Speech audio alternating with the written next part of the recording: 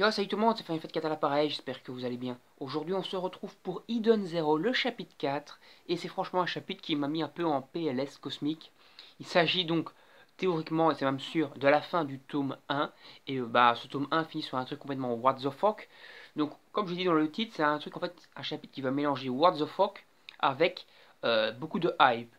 Donc au niveau en fait du what the fuck et au niveau d'abord du chapitre en règle générale, donc on a Shiki et Rebecca qui arrivent sur la planète Norma. Ils sont à la recherche donc du vieux mec qui avait soigné Happy, du docteur quoi. Ils sont à la recherche de ce docteur et ils arrivent donc sur cette planète qui est censée être une planète morte. En tout cas c'est ce qui a l'air de l'extérieur. Quand on arrive sur la planète, il n'y a aucun habitant, aucun survivant, enfin aucun habitant plutôt à la surface de la planète.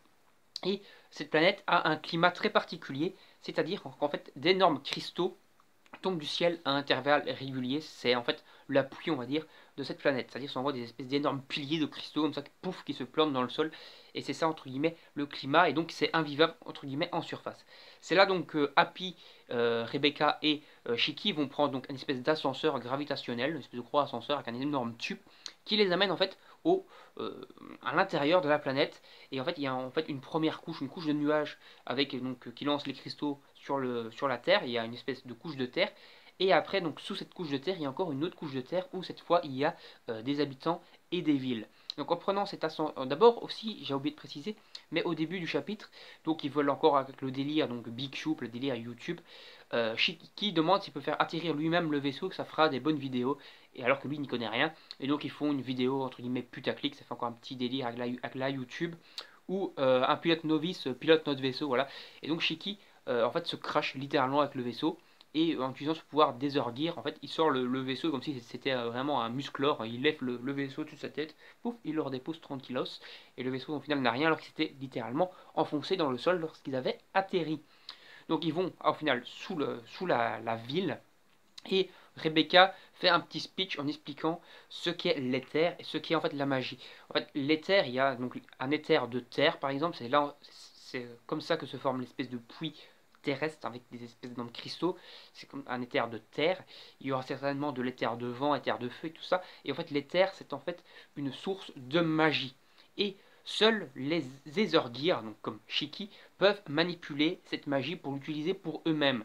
Les autres habitants, eux, se servent de l'éther, de cette magie, mais via des armes, par exemple. Par exemple, le Happy Blaster, lorsque Happy, qui est un robot, se transforme en pistolet blaster, il va tirer des rayons magiques, entre guillemets, et donc ça utilise de l'éther pur. Alors que Shiki, lui, qui a de l'éther gear, a, entre guillemets, un éther amélioré, quoi. C'est-à-dire que lui-même, il peut manipuler la magie dans son corps pour lancer des attaques, en l'occurrence la magie de gravité. Peut-être que plus tard on rencontrera d'autres Aethergear, même s'ils sont censés avoir disparu depuis une centaine d'années, qui pourront utiliser de la magie de feu, de glace, etc.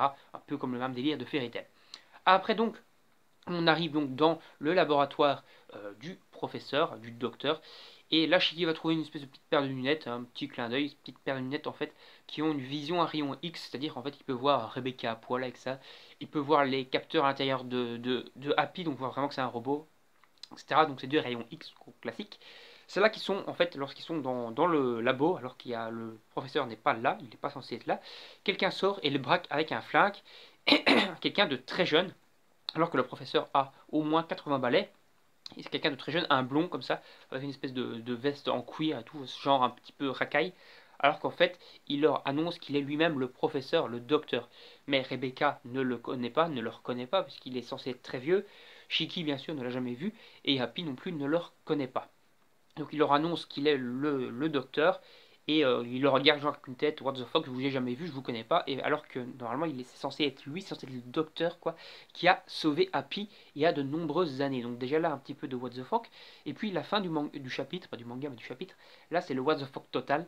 T'as un petit encart, 20 000 ans plus tard, carrément 20 000 ans plus tard, t'as des gens qui arrivent, des espèces d'humains quoi, avec des combinaisons spatiales, ils atterrissent théoriquement sur la planète Norma, d'après ce qu'on en voit. Il ne semble plus avoir de gravité ni rien, ça a l'air d'être une espèce juste d'astéroïde qui flotte dans l'espace. Et ils disent qu'ils ont trouvé deux cadavres, un homme et une femme. Donc on se dit, what the fuck, on est 20 000 ans plus tard, Shiki et Rebecca se sont fait flinguer par le mec et ils sont morts. Et ils ont été enterrés là sur place. Parce que, en fait, ce qui fait vraiment penser ça, c'est qu'en fait, un des Gus là, avec sa combinaison, prend le petit cube de Happy et de Rebecca, c'est-à-dire les espèces de petits cubes qu'ils utilisent, par exemple, qui fait bip bip et tout ça, qui leur permet de lancer des trucs big cube et tout. Entre guillemets, leur big cube, quoi, le big cube de Rebecca avec le petit cœur dessus.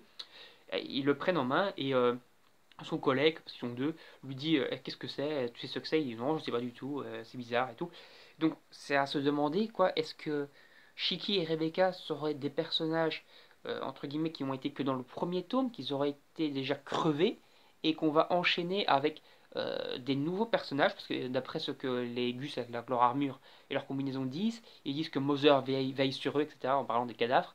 Et donc on se dit Mother est toujours présente. Est-ce qu'on aura d'autres personnages qui vont se lancer dans la quête de Mother 20 000 ans plus tard et qu'en fait Rebecca et Shiki seraient décédés? Ça serait quand même complètement what the fuck, ça serait un parti pris extrême de Mashima.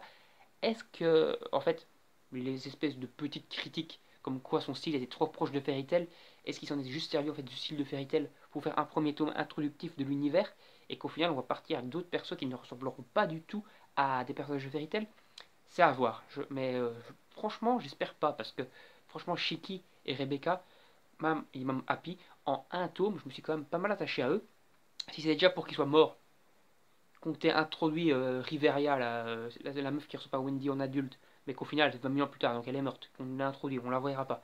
Qu'on t'ait introduit la RZ avec ses vaisseaux spatials et ses pirates de l'espace, et qu'au final, elle est morte 20 000 ans plus tard. Donc tout ça qui nous aura introduit dans le tome 1, au final, ça serait passé à la trappe? Non, il doit avoir une explication, et c'est quand même vraiment une fin what the fuck. Et j'espère que le chapitre 5 sera aussi bon et qu'il apportera vraiment des explications à ce délire de 20 000 ans plus tard. Est-ce qu'on se serait trouvé dans une espèce de boucle spatio-temporelle où genre on voit le truc 20 000 ans plus tard, mais on va en fait retourner dans le présent, où Shiki et l'univers en règle générale auraient été figés pendant 20 000 ans, un truc un peu what the fuck comme ça par Mother ou quoi, ou bien que certains personnages auraient été figés, genre les personnages qui nous ont introduits, quoi, genre Erzi, la espèce de Wendy, Rebecca et Shiki et le blond là, l'espèce de docteur. Est-ce que tout ça aurait, est-ce que eux auraient été figés parce qu'on nous les a introduits vraiment pas mal et que les autres seraient morts et 20 000 ans seraient passés? Et comme il y avait eu les 7 ans de fixation là, à l'île d'Enrojima dans Fairy Tail, est-ce qu'on aurait eu un truc pareil pendant 20 000 ans? Voilà, franchement, ça permet de faire pas mal de pistes, pas mal de théories, c'est assez original et j'espère franchement qu'on aura la suite, parce qu'on aura la suite, mais qu'on aura vraiment des bonnes révélations et j'espère quand même que Shiki et Rebecca sont pas morts parce que sinon ça serait quand même un peu con quoi. Surtout que c'est les personnages principaux. Donc on va s'arrêter là. Salut tout le monde, n'hésitez pas à vous abonner, à liker, à partager, à commenter, à donner votre avis sur la vidéo et sur le chapitre et sur le manga et de Zero en règle générale. N'hésitez pas si vous vous abonnez à activer également la petite cloche pour avoir les notifications. Moi je vous dis salut, à la prochaine, on se retrouve pour une prochaine vidéo.